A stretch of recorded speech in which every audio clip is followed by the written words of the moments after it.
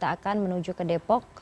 Dua pasien yang positif COVID-19 diketahui bertempat tinggal di Depok, Jawa Barat. Dan bagaimana pemerintah Depok menanggapi temuan terbaru kasus COVID-19 di wilayahnya ini? Kita terhubung lewat sambungan telepon dengan Wali Kota Depok, Muhammad Idris. Saudara, bukan perkara mudah bagi tim medis yang saat ini menjadi pejuang terdepan dalam penanganan pandemi corona. Mereka harus ekstra hati-hati dalam bekerja dan mengabaikan kenyamanan diri karena jam kerja yang panjang. Bapak Ibu sekalian yang saya hormati, ada beberapa prinsip yang nanti akan kita tegakkan di dalam pembatasan ini. Pada intinya, kegiatan belajar akan terus seperti kemarin. Tidak dilakukan di sekolah, tapi dilakukan di rumah. Kemudian semua fasilitas umum yang berkaitan dengan bansos. Baik itu Bansos sudah mulai milik pemerintah, tempat hiburan milik dilaksanakan kemarin. Bagian sembako. Virus COVID-19 saat ini sedang menjadi masalah global yang telah merubah banyak hal. Manusia sebagai makhluk sosial kini harus menjalankan social distancing atau jaga jarak antar sesama. Kebiasaan berkumpul yang biasa dilakukan kini tidak bisa lagi dilakukan. Kontak fisik pun harus dikurangi, bahkan terhadap diri sendiri. Virus ini telah mengubah kebiasaan manusia sebagai makhluk sosial. Manusia tidak diperbolehkan berdekatan, tidak boleh keluar rumah, bahkan mudik lebaran pun dilarang. Fasilitas umum dibatasi sampai ada yang ditutup. Hampir semua hal harus dilakukan secara daring, seperti bekerja, sekolah, kuliah, bahkan bersilaturahmi.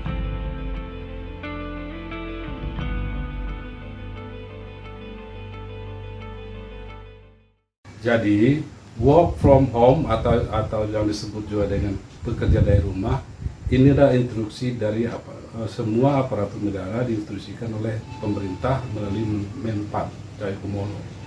Jadi kebetulan saya bekerja di salah satu lembaga negara, diperintahkan mendapat surat edaran dari Menpan dan melalui Sekretaris Jenderal, menurut surat edaran Sekretaris Jenderal kami harus bekerja di rumah. Jadi bekerja di rumah ini perbedaannya sangat dengan pekerjaan biasa. Jadi kalau di rumah, kami bekerja di rumah ini bekerja kita ketergantungan dengan media sosial dan tidak ada interaksi antar sesama karyawan, atasan maupun dengan anggota-anggota MPR yang lain. Jadi perintah kerja harus melalui grup yang kita pakai, salah satu WhatsApp atau yang lain-lain. Dan instruksi rapat-rapat, perencanaan dan rapat yang lain kita langsungkan melalui virtual atau telekonferensi. Di situ memang kesulitannya kita tidak terlalu bebas, kita dibatasi waktu dan tidak mengeluarkan ide pun agak terbatas. Itulah kendala-kendala kita kerja di rumah. Tapi ini kita harus lakukan karena memang kita sedang dilanda wabah COVID-19.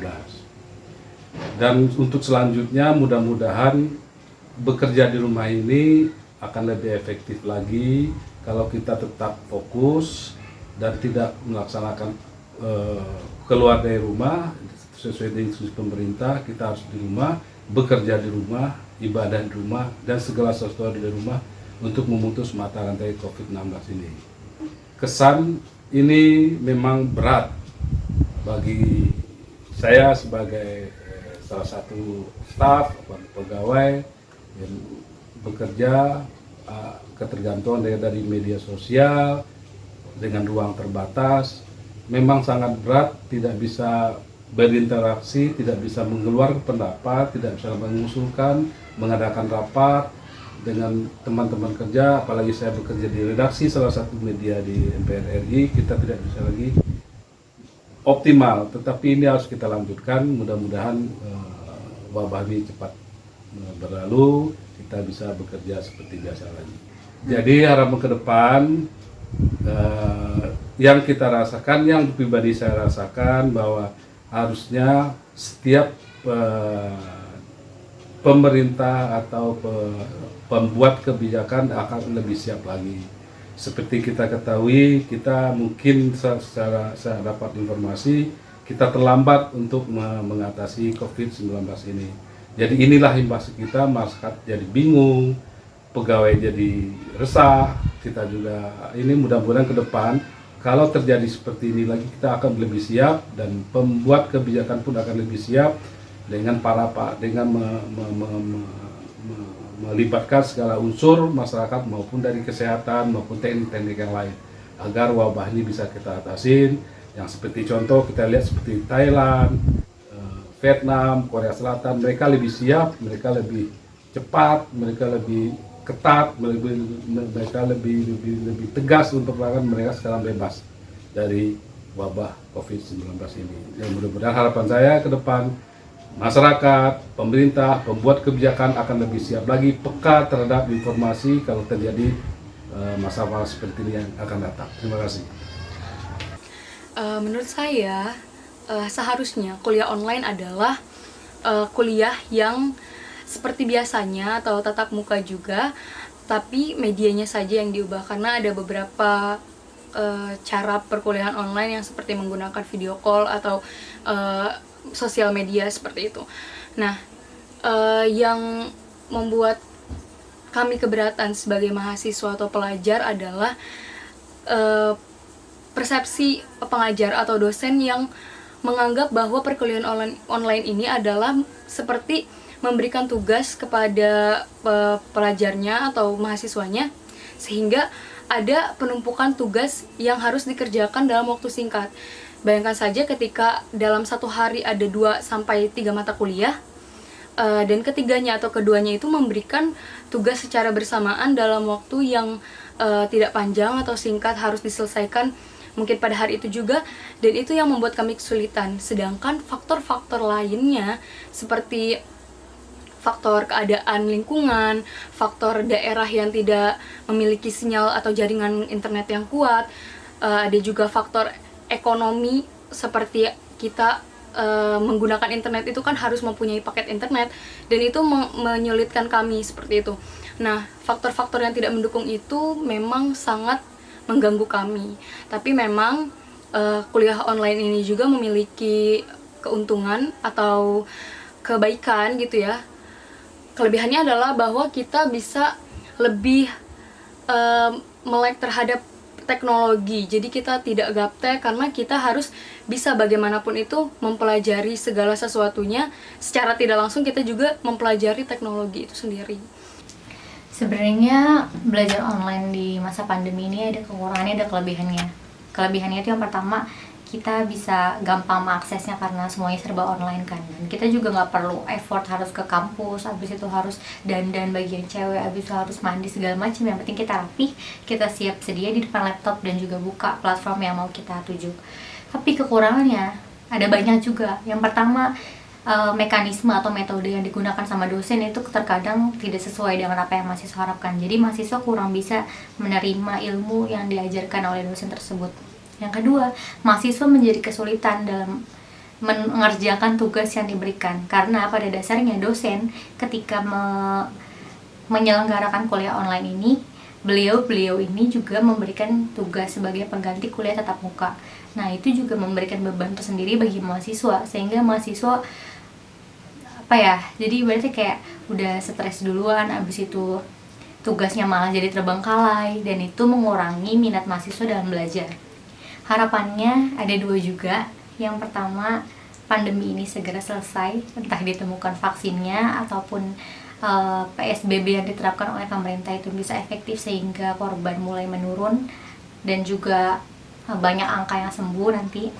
Yang kedua, perbaiki lagi sistem belajar dari rumah, karena belajar dari rumah ini kan nggak menentu ya batas waktunya sampai pandemi ini selesai. Tapi di satu sisi kita juga belum menemukan metode ataupun sistem yang tepat gitu. Bahkan ada kampus yang belum bisa menerapkan perkuliahan secara online karena mungkin keterbatasan mereka dalam hal teknis perkampusannya, terus keterbatasan mereka dalam mengakses internetnya atau segala macam gitu. Lagian juga Indonesia kan terdiri dari masyarakat yang kelas menengah, jadi nggak semua orang bisa menerima sistem perkuliahan secara online kayak gini. Apalagi banyak mahasiswa yang entah itu kerja, pengganti, habis itu belum lagi gangguan-gangguan yang datangnya dari rumahnya sendiri, misalnya dia disuruh bantu orang tuanya, terus ada suara-suara lain, suara ayam atau suara apa yang bikin perkuliahan online itu tidak efektif. Kesulitan banget, Mbak, karena ya gimana ya, seorang ibu rumah tangga udah lama nggak megang buku tulis sama pensil lagi, jadi udah jarang-jarang lah megang buku gitu, jadi kadang-kadang udah lupa sama pelajaran. Ketika anak minta pertolongan, minta jawaban, ya kadang-kadang alhamdulillah juga sih suka minta bantuan sama seperti Abah Google gitu. Enggak, cuman dia ngasih arahan, kerjakan nomor halaman sekian gitu, sampai halaman sekian, paling gitu doang. Selagi di rumah ya kebanyakannya anak yang namanya juga anak ya, kadang-kadang main HP, main YouTube, kayak game gitu. Tapi ya gitulah anak lah. Kalau belajar dari jam 9 sampai jam 10 itu udah wajib, karena ibu gurunya suka WA gitu, bahwa di televisi itu di TVRI itu jam 9 sampai jam 12. Nah, setelah belajar ya boleh sih megang HP. Iya, membatasi juga sih, kasihan juga kalau nggak dibatasi. Ya gimana anak ya, kadang-kadang saya lagi lalai, HP-nya lagi nggak dipakai, ya langsung aja anak mah diambil gitu HP-nya. Keluhan-keluhan ya minta jawaban gitu, karena kan namanya juga ibu rumah tangga udah lupa lah sama jawaban-jawaban pelajaran. Ya tapi alhamdulillah juga ada bantuan gitu, kadang-kadang dari Mbak Google, kadang-kadang dari kakak-kakaknya. Pernah sering juga, yaitu ada alhamdulillah ada, kalau ibunya nggak gimana ya, nggak bisa ngejawabnya gitu ya, alhamdulillah ada tetehnya atau ke Mbak Google gitu aja sih. Ya perasaannya gimana ya, dibilang ya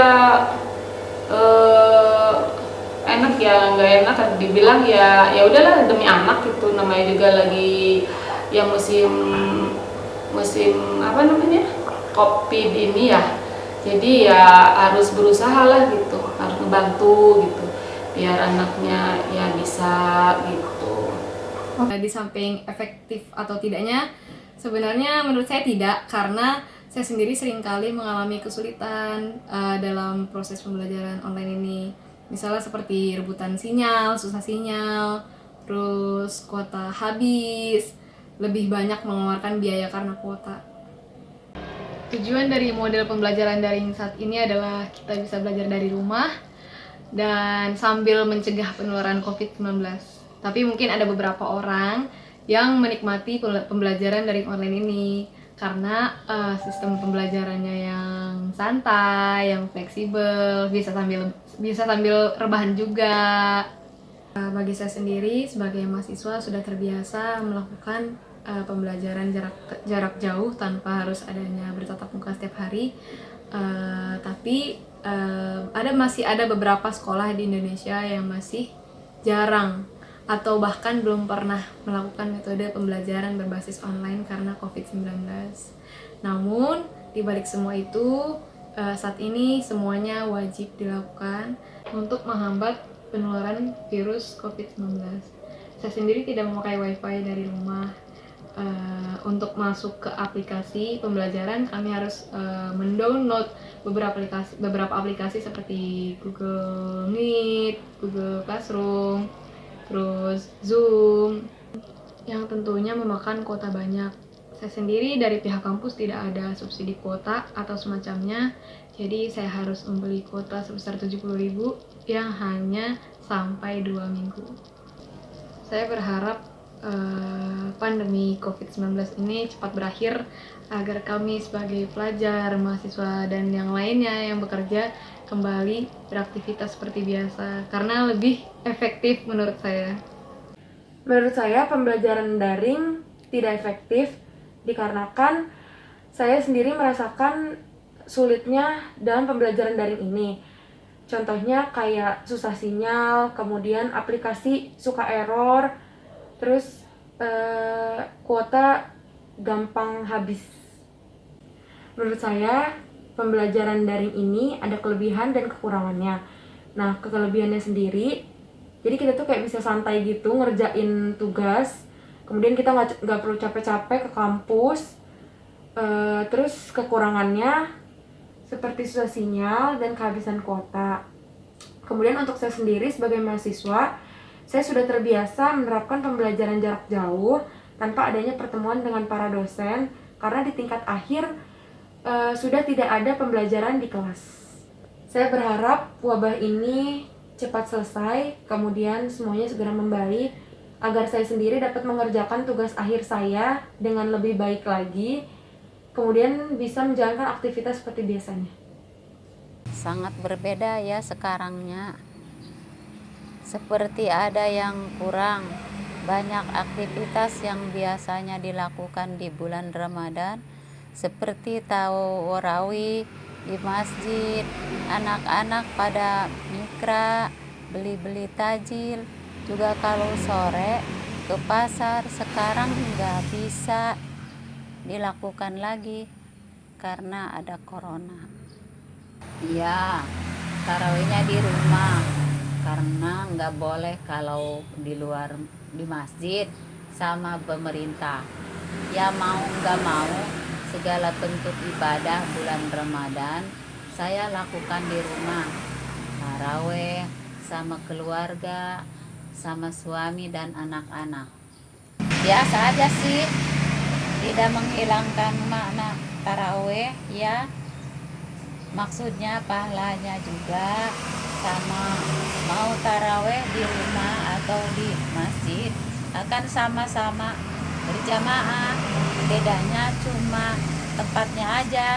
Saya maunya di masjid, lebih ramai, banyak orang. Kalau di rumah bawaannya ngantuk. Tarawihnya juga cuma bertiga atau berempat, kurang semangat kalau di rumah sholatnya. Biasanya sholat di masjid 23 rakaat lengkap sama doa-doanya. Kalau di rumah rakaatnya kita perpendek, paling banyak 13 rakaat, itu juga udah capek.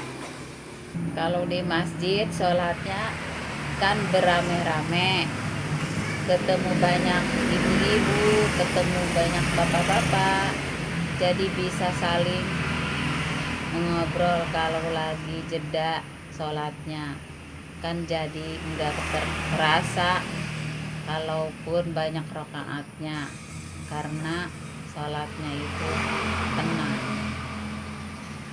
Semoga virusnya segera berlalu, berakhir, segera kembali normal lagi seperti dulu. Sebelum Ramadan tahun depan udah selesai. Paling kegiatan sehari-hari. Kalau normal biasanya lebih produktif. Kalau masa karantina ini lebih nggak produktif gitu lah ya. Kalau normal biasanya jam tidurnya paling lebih sedikit ya, dibatasin atau ya. Kalau karantina ini lebih tidurnya tuh kayak lebih banyak, lebih suka tidur, lebih mager buat ngerjain tugas atau apalah. Bedanya Ramadan itu sekarang kayak nggak bisa tarawih bareng-bareng, nggak bisa bareng sama teman di luar, atau ya paling dikangenin dari hal itu. Paling pergi keluar jalan-jalan ya, jalan sama teman. Kalau kangen ya paling chatan atau enggak video call, teleponan. Enggak terlalu sering ya, paling berapa minggu sekali. Suka sih paling di rumah nenek, ngumpul keluarga, cerita-cerita, atau enggak makan bareng juga. Tahun ini ya belum tahu juga sih ya, paling di rumah aja, paling sama tetangga doang. Rencana sih belum pasti ada. Harapannya tuh pengen corona ini segera berakhir, pengen cepet-cepet keluar, ngumpul-ngumpul sama yang lain. Lebih kegiatannya lebih produktif aja kalau sebelum karantina ini. Lebih keluarnya tuh kayak lebih gak deg-degan kayak sekarang. Biasanya ngabuburit versi aku ya sama keluarga yang lain tuh biasanya kita buka di luar gitu. Terus juga kita biasanya nge-mall bareng-bareng, terus juga ada acara bukber sama temen-temen juga. Terus ya beli baju buat lebaran lah. Biasanya kan kayak gitu ya, keluar-luar. Biasanya sih aku di rumah kayak nyiapin bukaan, bikin-bikin cemilan gitu. Terus juga buat kue bareng sama adik aku, sama keluarga yang ada di rumah. Terus juga aku nyapu, beres-beres rumah, ngegosok. Terus rebahan lah ya, udah pasti kalau misalkan rebahan. Terus juga teleponan juga bisa. Biasanya aku teleponan sama teman-teman aku karena kita tuh nggak bisa ketemu. Paling kita kayak Zoom gitu, lewat Zoom. Terus juga ngapain lagi ya? Banyak sih ya, terutama rebahan lah ya. Kalau rebahan tuh udah pasti. Terus cek notif HP gitu juga, buka-buka Twitter, Instagram, WA, balik lagi kayak gitu. Setiap hari kayak gitu aja. Ada sih ya, karena kita sekarang banyak di rumah aja, jadi kayak kita lebih banyak quality time bareng sama keluarga aja sih. Kan biasanya kalau misalkan dulu gitu, karena kita kebanyakan waktu di luar, jadi kurang komunikasi sama keluarga juga. Kalau misalkan kuliah berangkat pagi, pulangnya malam, ya nyampe rumah tidur. Kalau sekarang kan kayak lebih banyak waktu sama keluarga aja, bisa sharing-sharing sama keluarganya banyak gitu.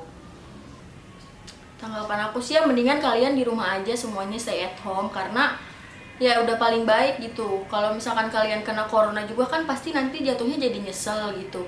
Kalian juga nih harusnya tuh kalian dikasih waktu banyak kayak gini ya sama pemerintah, nggak boleh keluar tuh harusnya gunain waktu sebaik-baiknya gitu. Jangan pada keluar-luar. Pokoknya kalian rebahan tuh bisa membantu tenaga medis, terus juga menyelamatkan banyak jiwa juga gitu. Ya pokoknya nggak usah keluar-luar lah. Nanti juga kalau misalkan pandemi ini udah berakhir, ya kita pasti bisa main sepuasnya, keluar kemana aja gitu. Buat sekarang ya di rumah dulu lah. Lagian juga kalau semuanya sehat, enak-enaknya buat kita juga kan. Kita bisa cepet-cepet keluar. Harapannya supaya kalau buat sekarang ya, kayak warga Indonesia tuh harusnya patuh. Maunya aku sih ya, patuh sama aturan yang udah dikasih sama pemerintah. Terus juga aku berharapnya kayak ini pandemi harus cepet-cepet berakhir lah, udah bosan rebahan mulu di rumah. Terus semoga juga tenaga medisnya bisa tetap kuat ngurusin yang kena virus corona ini. Ya pokoknya pengen cepet berakhir lah, aku udah bosan banget di rumah rebahan terus. Berapa lama ya? Maret, April, Mei, udah hampir 3 bulan di rumah. Rasanya sih kalau untuk di rumah ini kayak bosen bawaannya, kayak pengen keluar. Kan biasanya tuh ada kegiatan di luar, kayak ke kampus, kayak pengen aja keluar gitu. Kalau biasanya di rumah tuh kayak jagain ponakan, lihat-lihat sosial media, terus juga baca novel sama ngerjain tugas. Kalau yang biasa buat ngilangin kejenuhan tuh ya buka-buka sosial media sih yang paling kayak bisa ngilangin kejenuhan. Kayak yang saya biasa lihat sosial media tuh kayak Twitter gitu loh. Twitter kan banyak tuh berita-berita atau informasi yang bagus bagus buat diambil gitu loh dari berita di situ. Sama banyak tutorial juga di sana, jadi kayak nggak bosanin, sama ada tweet-tweet yang menarik buat saya gitu loh. Kalau saya Twitter itu TikTok yang benar-benar bisa bikin hilang kejenuhan yang benar-benar dari yang pengen keluar sampai nggak jadi tuh. TikTok kayak banyak tutorial juga, terus belajar bahasa di situ juga banyak gitu loh. Nggak cuma kayak joget-joget yang nggak penting, tapi di situ juga ternyata banyak gitu loh. Sering sih nggak cuman kayak joget nggak pernah, paling kayak buat kayak tutorial aja sih gitu. Terus juga kalau semisalnya kalau di Twitter juga apa Instagram gitu.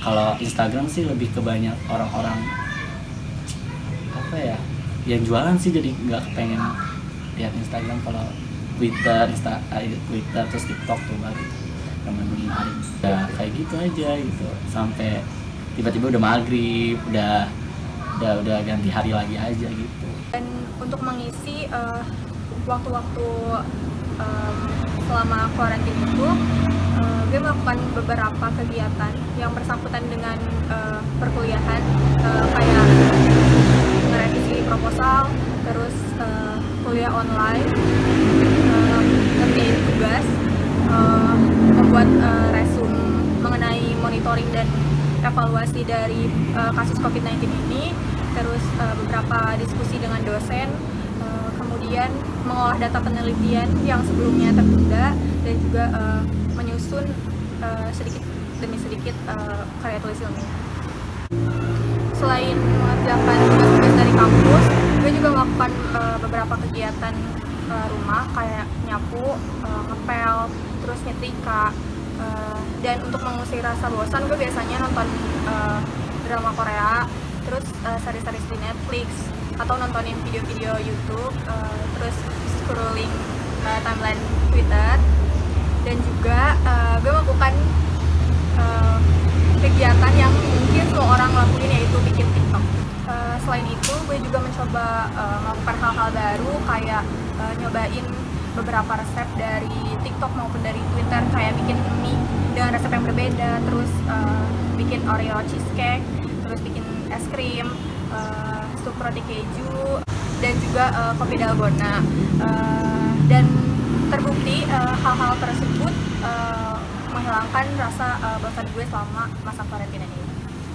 Hal yang gue lakuin ketika di rumah aja biar nggak gabut sih banyak sih sebenarnya. Salah satunya itu lebih sering bersih-bersih rumah, bantu orang rumah.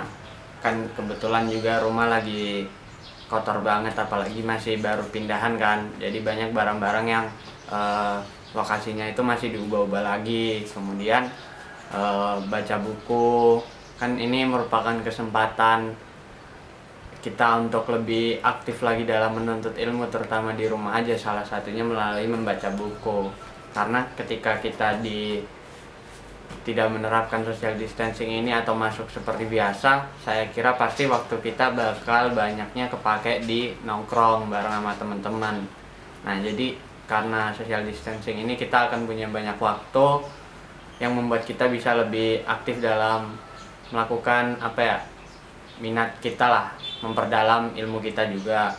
Habis baca buku, saya biasanya kadang maraton film. Jadi saya mencoba nonton film-film yang dulu udah lama banget saya nonton dan menurut saya itu bagus, saya nonton lagi. Nah, di sela-sela itu tentunya pasti kita harus pandai-pandai manajemen waktu di rumah. Kayak kan tugas ini kan juga menumpuk, nah biar nggak itu juga diatur, jadi kapan kita ngerjain tugas agar biar lebih tertata dan bisa mengisi waktu kegabutan juga. Mencoba untuk mengikuti diskusi-diskusi online sih biasanya. Jadi kayak kan lagi marak-maraknya nih pelatihan-pelatihan online. Nah, saya biasanya itu ikut pelatihan seperti pelatihan videografi, kemudian pelatihan fotografi, menulis berita, lalu ada pun juga kegiatan-kegiatan dari organisasi yang saya ikuti, sehingga itu menyebabkan saya banyak sekali yang dikerjakan. Jadi ya itu bisa mengisi kegabutan saya. Sekarang ini paling 30.000. Kemarin kan belum ada corona ya, 100 dapat gitu kan, 150 tidak nih, sekedar ketemu makan aja itu. Rangkas Paneglang, dari Paneglang ke Rangkas kali ini sore sampai jam 4 sore sampai jam 9 malam gitu. Nggak kerja apa-apa nih, nongkrong aja, diem di rumah. Anjuran pemerintah harus diem di rumah, ya diem aja di rumah. Nah, kalau penghasilan sih saya rasa jauh berbeda, sangat jauh. Kalau penghasilan sebelum corona ya maksimalnya ya mungkin bisa lebih, tapi kalau sekarang penghasilan sekarang ini walaupun mau lebaran, apalagi mau lebaran ini, saya rasa lebih lebih kurang. Ya, kalau saya yang saya alami, kalau bawa ke rumah itu ya paling besar itu 50.000. Sedikitnya ada yang suka 20.000, ada yang 15.000. Saya dari Rangkas Paneglang, dari Paneglang ke Rangkas Bitung. Kalau saya pribadi jam 4 dari rumah, 4 pagi, jam 4 pagi, sangat mempengaruhi. Bahkan misalnya betul-betul kurang lah, sangat kurang. Kalau paling banyak ya kadang-kadang 6 rit, 6 pulang pergi gitu, 6 pp.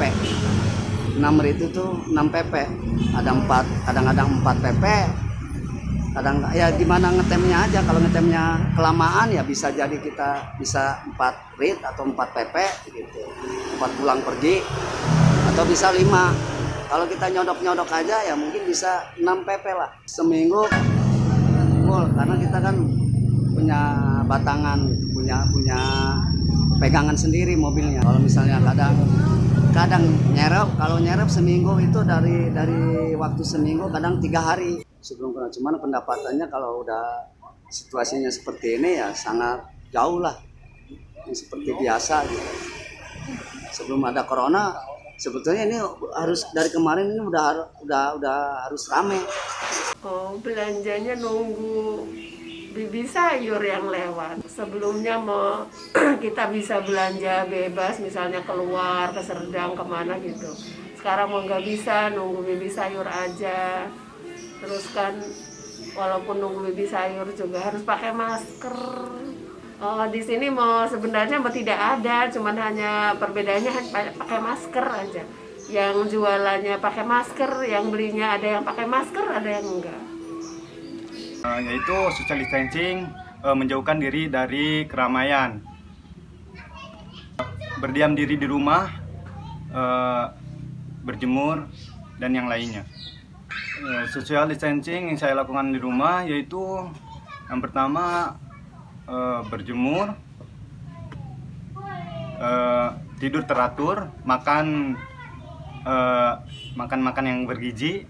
Manfaat berjemur yaitu mengurangi atau bisa juga menghambat virus corona. Harapan saya sama dengan yang lain pastinya, yaitu ingin segera virus atau COVID-19 ini berakhir, ya, supaya kita bisa bercengkrama lagi dengan teman-teman, bekerja seperti biasa, dan ngobrol dengan bertatap muka, bertatap wajah. Pokoknya banyak hal yang saya inginkan. Semoga COVID ini berakhir sampai tidak kembali lagi. Ya, saya menggunakan masker setiap mau keluar rumah. Karena kenapa? Di WHO juga menyarankan untuk menggunakan masker. Tapi yang saya tahu menggunakan masker itu seharusnya sih untuk yang sakit. Tapi dikarenakan virus corona ini tidak ada yang tahu seperti apa virusnya, jadi mau yang sakit atau yang tidak sakit juga kalau keluar rumah disarankan untuk menggunakan masker. Oke, semuanya kita bukan mencoba ya, kita bikin masker ya. Bikin kita 2 model nih.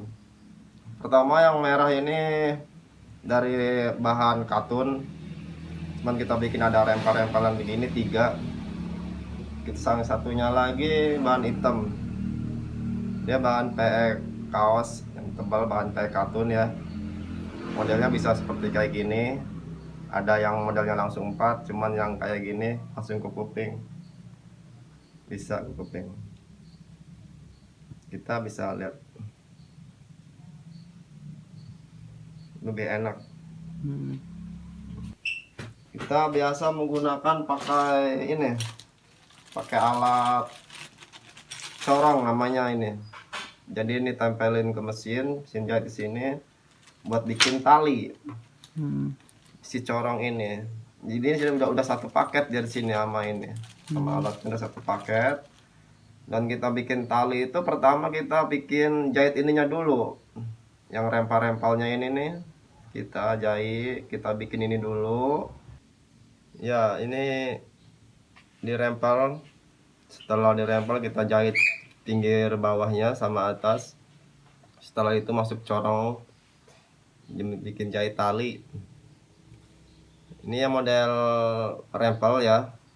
Dan yang hitam ini model, ini ada 2 lapis. Ada 2 lapis. Jadi dia yang udah dijahit kita keliling, baru kita balikin, kasih jahit talinya. Setelah itu kita ukur ini tali ini buat ke kuping, diukur samain kanan kirinya biar sama. Ini bahan